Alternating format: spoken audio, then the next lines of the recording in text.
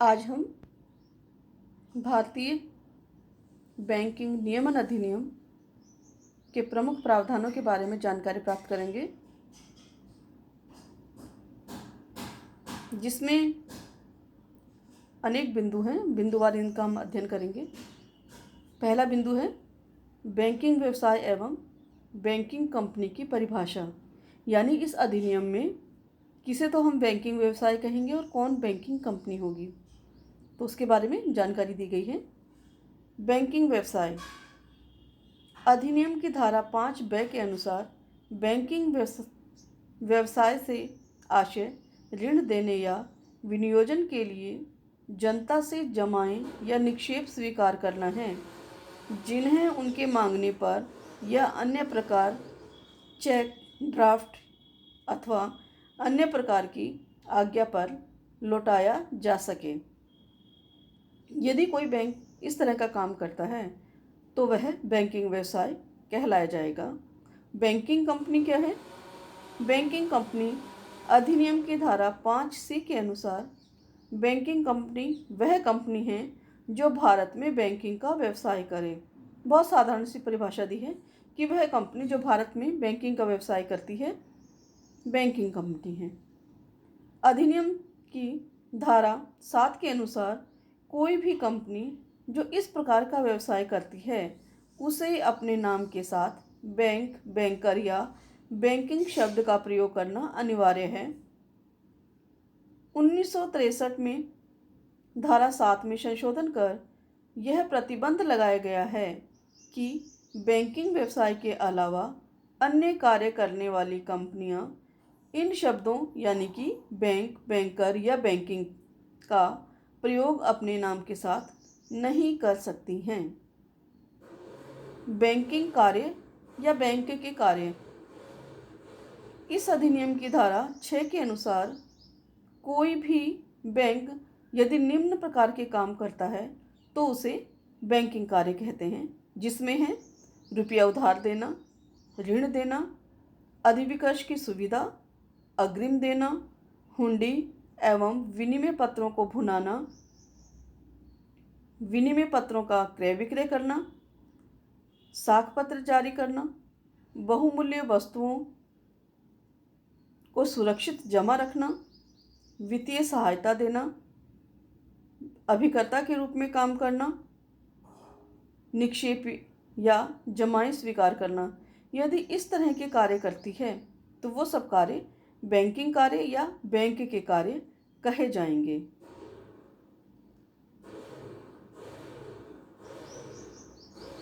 परंतु इसी के साथ साथ अधिनियम की धारा 8 व 9 में बैंकिंग कंपनियों के निषेध कार्यों के बारे में भी जानकारी दी गई है।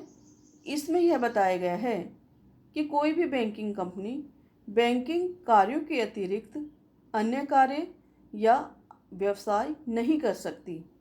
इस प्रकार बैंकिंग कंपनी अपने निष्पादक के कार्य, प्रन्यास के कार्य या धरोहर के कार्यों के अतिरिक्त अन्य कार्यों के लिए सहायक कंपनी की स्थापना नहीं कर सकती, न ही माल का क्रय विक्रय कर सकती है। बैंकों का प्रबंध इस संदर्भ में अधिनियम में अनेक धाराएं लागू की गई हैं, जिसके अंतर्गत बैंक अपने बैंकों का प्रबंधन कार्य करता है। सबसे पहले है संचालक मंडल का गठन।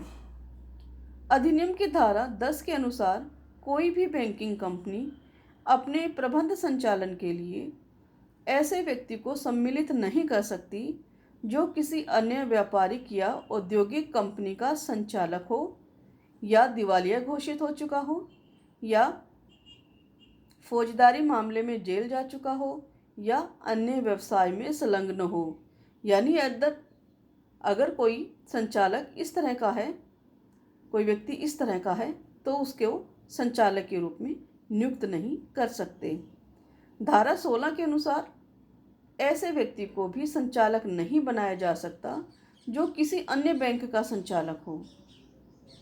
धारा 10(a) के अनुसार यह आवश्यक है बैंकिंग कंपनी में कम से कम 51% संचालक ऐसे होने चाहिए जिन्हें लेखाशास्त्र, कृषि, ग्रामीण अर्थव्यवस्था, सहकारिता, अर्थशास्त्र, वित्त, लघु उद्योग अथवा अन्य ऐसे विषय जो रिजर्व बैंक की सम्मति में बैंकिंग कंपनी के लिए उपयोगी हो में से एक अथवा अधिक विषयों का ज्ञान होना आवश्यक है।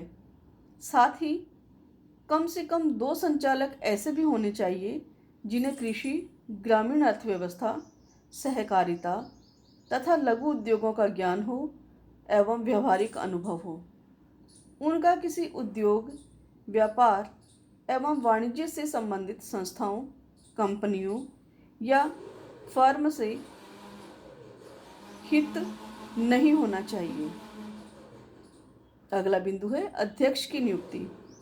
प्रत्येक बैंकिंग कंपनी के लिए यह आवश्यक है कि उसमें एक पूर्णकालिक अध्यक्ष हो और इस अध्यक्ष का कार्यकाल संचालक मंडल द्वारा निर्धारित किया जाता है, जो सामान्यतः 5 वर्ष से अधिक नहीं हो सकता। संचालक मंडल चाहे तो उस व्यक्ति को दोबारा भी अध्यक्ष बना सकता है। कुछ व्यक्तियों को कंपनियों का अध्यक्ष नहीं बनाया जा सकता। जो बैंकिंग कंपनियां हैं उनका अध्यक्ष कुछ व्यक्तियों को नहीं बना सकते। उनमें प्रमुख हैं बैंकिंग कंपनी की सहायक कंपनी तथा पंजीकृत धर्मार्थ कंपनी को छोड़कर अन्य कंपनियों के संचालक, व्यापार, व्यवसाय या उद्योग में संलग्न फर्म के साझेदार अथवा इसके स्वामी, कंपनी या फर्म में सार्वजनिक हित रखने वाले व्यक्ति, व्यवसाय एवं पेशे में संलग्न व्यक्ति, व्यापारिक, वाणिज्यिक और औद्योगिक संस्था का संचालक या प्रबंधक। ऐसे यदि कोई व्यक्ति हैं तो उन्हें हम बैंकिंग कंपनी का अध्यक्ष नहीं बना सकते। नियोजन पर प्रतिबंध एवं रोक। बैंकिंग कंपनी अधिनियम की धारा 10 के प्रावधानों के अनुसार बैंकिंग कंपनी प्रबंध के लिए प्रबंध अभिकर्ता की नियुक्ति नहीं कर सकती, किसी ऐसे व्यक्ति को नियोजन में नहीं रखेगी या नियुक्त नहीं कर सकती जो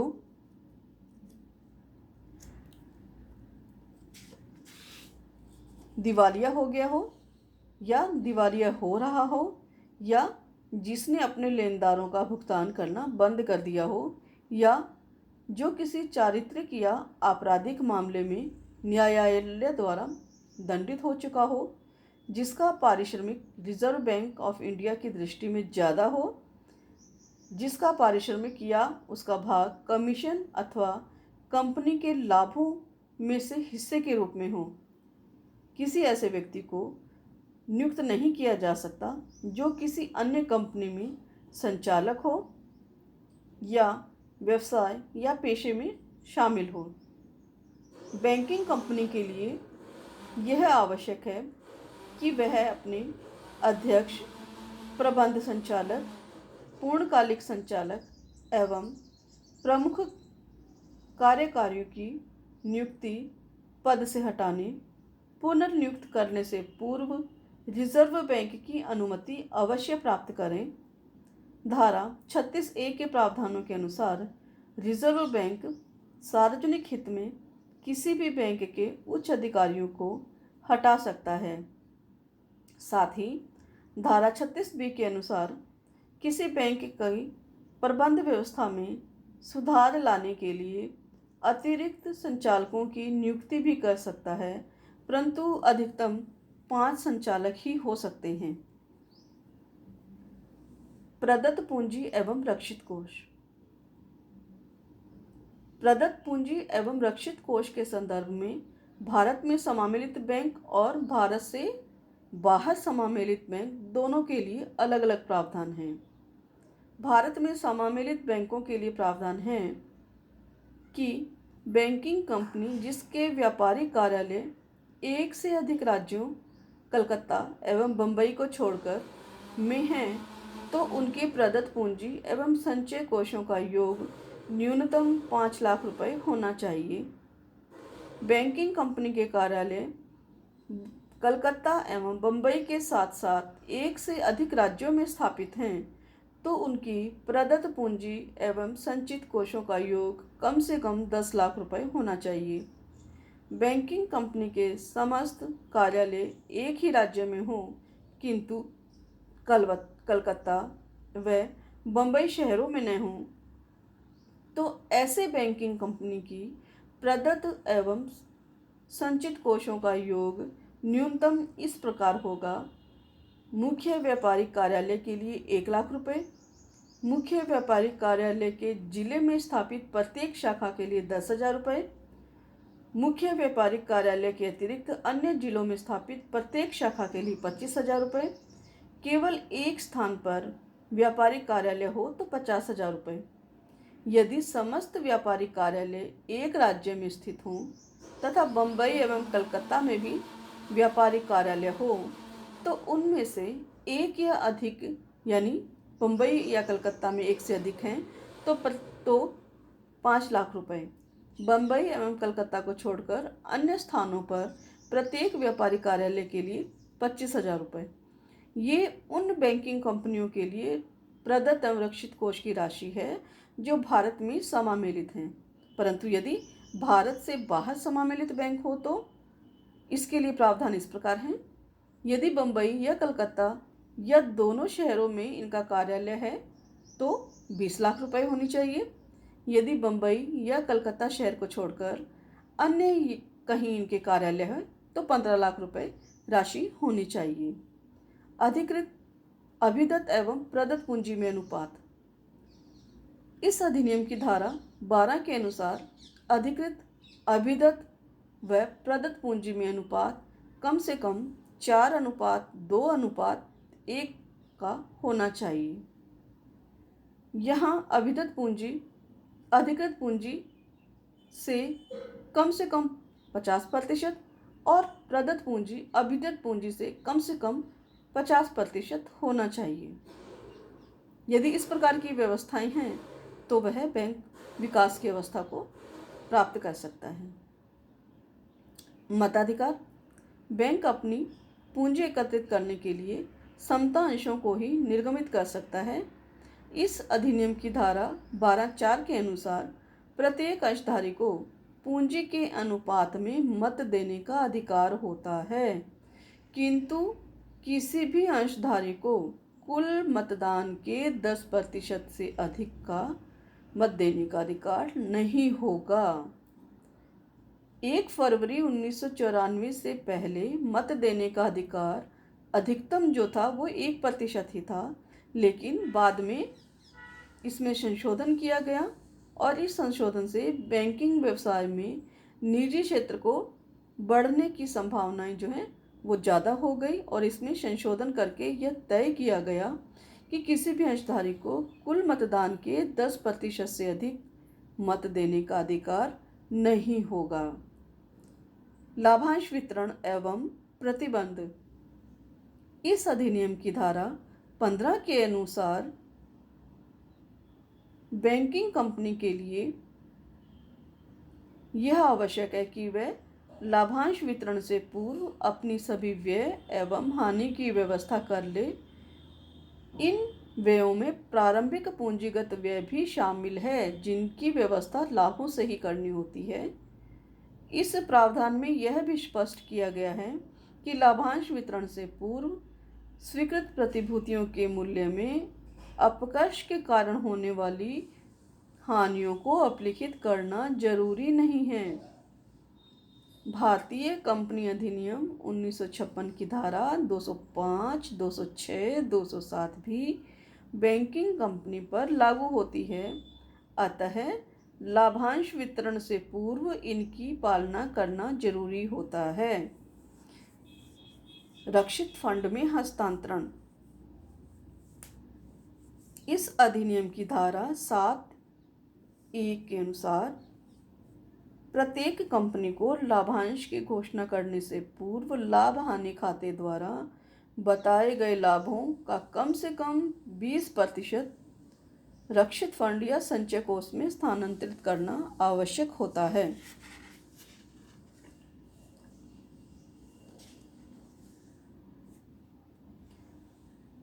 रिजर्व बैंक की सिफारिश पर केंद्रीय सरकार इस प्रकार के प्रावधान से किसी बैंकिंग संस्था को छूट भी दे सकती है, बशर्ते कि कंपनी में रक्षित फंड का शेष कंपनी की प्रदत्त पूंजी और अंश प्रीमियम के बराबर हो। नगद कोष अनुपात।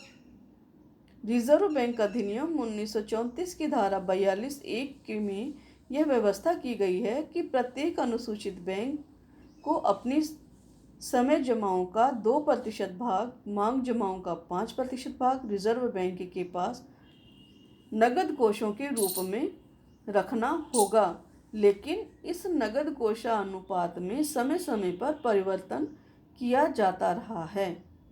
बैंकिंग नियमानुसार प्रत्येक बैंक को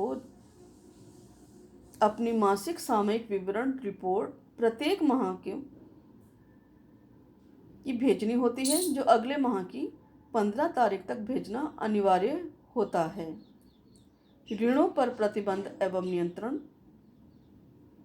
अधिनियम की धारा 20 के प्रावधानों के अनुसार प्रत्येक बैंक पर ऋण एवं अग्रिम देने के संबंध में अनेक प्रावधान किए गए हैं, जिनमें बैंक अपने स्वयं के अंशों की प्रतिभूति पर ऋण स्वीकार नहीं कर सकता। बैंक ऐसी कंपनी या साझेदारी संस्था को ऋण स्वीकार नहीं कर सकता जिसमें किसी संचालक या कर्मचारी का हित या हिस्सा हो। बैंक किसी ऐसे व्यक्ति को ऋण नहीं दे सकता जिसमें गारंटी किसी संचालक ने दी हो। बैंक अपने संचालक को भी ऋण नहीं दे सकता। बैंकिंग कंपनियों को लाइसेंस देना। भारत में रिजर्व बैंक को लाइसेंस प्राप्त करके ही